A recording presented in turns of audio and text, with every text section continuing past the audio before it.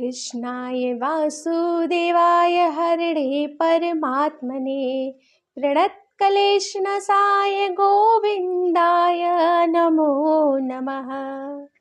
राधे राधे, जय Shri Shyam. Welcome back to my YouTube channel. तो आज हम बात करेंगे कि ठाकुर जी को जब आप स्नान करते हैं तो उस स्नान का जो जल है, उस जल का आपको क्या करना है। बहुत सारे लोग उस जल को फेंक देते हैं, बहुत सारे लोग उस जल को कह सकते हैं कि पौधे में डाल देते हैं।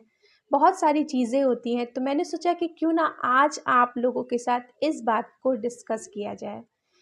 तो वीडियो स्टार्ट करने से पहले मैं यही आप लोगों से हाथ जोड़ के विनती करती हूँ कि अगर मेरी वीडियो आप लोगों को थोड़ी सी भी पसंद आती है तो प्लीज़ मेरे चैनल को सब्सक्राइब कर लें। और सबसे बड़ा काम है सब्सक्राइब करना ही नहीं, सब्सक्राइब के बाद आपको बेल आइकन को प्रेस करना है, क्योंकि मेरी वीडियो की नोटिफिकेशन तभी आपके पास आएगी जब तक आप बेल आइकन को प्रेस नहीं करेंगे। तो please press the bell icon और लाइक शेयर कमेंट आप करिएगा, क्योंकि आपके एक शेयर, एक लाइक, एक कमेंट से हमें बहुत हिम्मत प्रेरणा मिलती है। तो चलिए लेट ना करते हुए वीडियो को हम स्टार्ट करते हैं।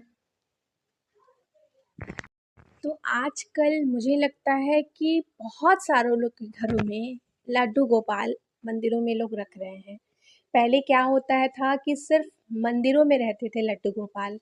जहाँ तक मेरे मम्मी और मेरी जो सास है वो मुझे बताती थी कि सिर्फ मंदिरों में, यानी कि वृंदावन में ही लड्डू गोपाल का ज़्यादा महत्व था, क्योंकि वृंदावन से ही लोग लड्डू गोपाल लेकर आते हैं। अब मुझे ये नहीं मालूम है कि लड्डू, क्योंकि मैं लड्डू गोपाल वृंदावन से नहीं लाई हूँ, मैं ऐसे नॉर्मल मार्केट से ही खरीद के लाई हूँ। तो मम्मी ने कहा कि पहले के लोग जो थे ना वो मंदिरों में रखते थे और प्रॉपर उनकी अच्छे से सेवा होती थी। और अब क्या है कि घरों घरों में ही लड्डू गोपाल पाया जा रहा है और उनकी बहुत अच्छे से सेवा की जा रही है। लेकिन कहीं न कहीं उनके जो, आप जिस जल से उनको स्नान कराते हैं, उस जल का आप क्या करते हैं, ये बहुत महत्व होता है, क्योंकि फिर वो जल ही नहीं रह जाता है, वो चरणामृत बन जाता है, यानी कि ठाकुर जी का प्रसाद हो जाता है। और उस प्रसाद को हम सही जगह यूज़ करें, ये बहुत ज़रूरी है। बहुत सारे लोग ऐसी गलतियां करते हैं कि ठाकुर जी को स्नान कराया और उस जल को नॉर्मल से किसी भी जगह पे, ऐसे कितने लोग तो उसको बस, मैंने सुना था, वैसे मुझे कहने में लड़खड़ाहट हो रही है कि उसको आप कुछ लोग नाली में ऐसे फेंक देते थे। किचन में किया तो सिंक में ही वो जल वगैरह डाल दिया गया।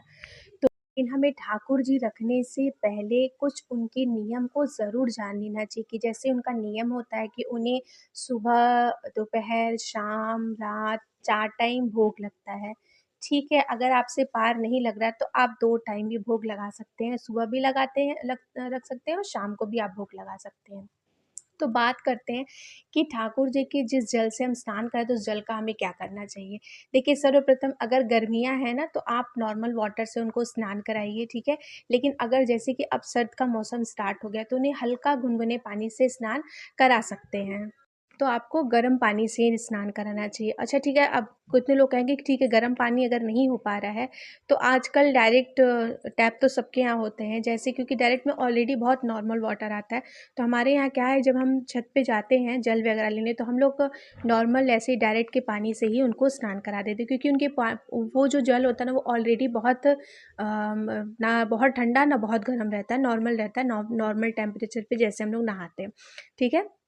तो हमें क्या करना है ना कि जब हम थोड़े से जल से लड्डू गोपाल को स्नान कराते हैं, क्योंकि उनको सर्वप्रथम सबसे पहले बड़े प्यार से उठाया जाता है राधे राधे कहते हुए, तो हम लोग राधे राधे करते हुए उन्हें उठाते हैं, फिर उनके कपड़े उतारते हैं, फिर उन्हें अच्छे से किसी प्लेट में रखते हैं और उस प्लेट पे रख के फिर उन्हें हम स्नान कराना शुरू करते हैं।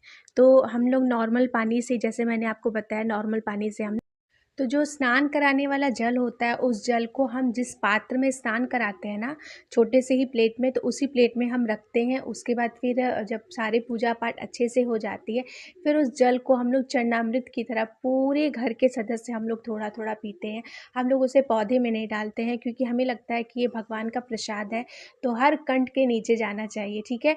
तो अभी मेरी बहुत प्यारी सी एक सब्सक्राइबर से मुझे मेरी बात हो रही थी, तो उन्होंने भी बड़ा अच्छा आइडिया दिया, तो अगर वो मेरी वीडियो देख रही होंगी तो वो समझ जाएँगी कि मैं उन्हीं की बात कर रही हूँ, कि वो लोग क्या करती है ना कि अपने भोजन में मतलब जितना खाना बनता है ना, उस खाने में किसी में जैसे कि दाल बन रहे हैं या सब्ज़ी बन रहे हैं या चाय बन रहा है, कुछ भी आपके घर बन रहा है, कि आपके घर के सारे सदस्य वो खाएँगे या पिएँगे, तो वो प्रसाद वो समझिए पूरे घर के सदस्य वो प्रसाद खा लिए हैं। तो आप ये भी कर सकती हैं। वैसे मैं तो बस तुरंत लगे हाथ सबको चरणामृत देती हूँ, सब लोग थोड़ा-थोड़ा पी लेते हैं और बस लगता है कि हाँ अच्छा है, भगवान का प्रसाद हम लोगों ने ले लिया, तो बहुत मन में बहुत अच्छा पॉजिटिविटी थिंग्स आती है। तो आप लोग भी उनके जल को प्लीज़ वेस्ट मत किया कीजिए। मैं तो ये कहूँगी ना पौधे में डालिए, ना कहीं इधर-उधर फेंकिए, उनके जल को सीधे ग्रहण कर लीजिए। समझिए वो ठाकुर जी का प्रसाद है, उनका चरणामृत है, तो वो आप लोगों के लिए बहुत अच्छा ही होगा। तो मैं यही जानकारी मैंने सोचा कि ये एक टॉपिक है जिसको मुझे लगता है कि मैं ये चीज़ करती हूँ, तो आप लोगों को भी ये बताना ज़रूरी है। तो आप सबको मेरी ये छोटी-सी जानकारी कैसी लगी? अच्छी लगी हो तो प्लीज़ जाके चैनल को सब्सक्राइब कर लीजिए, बेल आइकन को प्रेस कर दीजिए ताकि मेरी वीडियो की नोटिफ़िकेशन आप सभी के पास तुरंत पहुँचे और आप मेरी वीडियो को वॉच कर सकें। लाइक, शेयर, कमेंट ज़रूर कीजिए क्योंकि उससे मुझे बहुत हिम्मत मिलती है और मैं इधर कुछ दिनों से वीडियो नहीं डाल पा रही थी, मेरी थोड़ी तबीयत नहीं ठीक थी, अब लेकिन वीडियो कंटिन्यू आएगी। तो प्लीज़, प्लीज़, प्लीज़ आप सपोर्ट कीजिए और मिलती हूँ नेक्स्ट वीडियो में। तब तक अपना बहुत सारा ख़्याल रखिएगा, स्वस्थ रहिएगा, मस्त रहिएगा, अपनी ज़िंदगी में व्यस्त रहिएगा।